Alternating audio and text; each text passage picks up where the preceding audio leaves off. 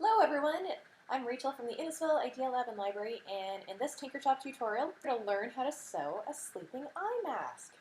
For all those long trips, or if you have a hard time sleeping, these are really great activities, and they come in super helpful if you need a good night of rest. So let's get started.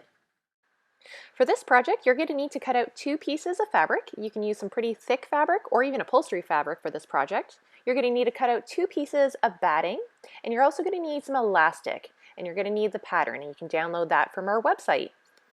After cutting out your fabric pieces, take your batting and place it on the wrong side of your fabric for your eye mask. Do this for both sides. Next, pin your elastic to the right side of your fabric. Take the other piece of your mask and place it right side fabrics together. Next, we're going to pin our pieces in place.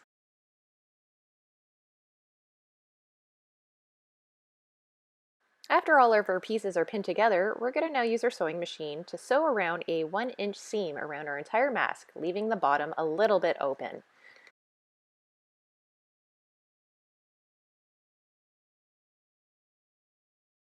Afterwards, flip your eye mask inside out. Finally, we're going to tuck in our opening, pin it, and we're going to again sew another 1/2 inch seam around the edge of our mask.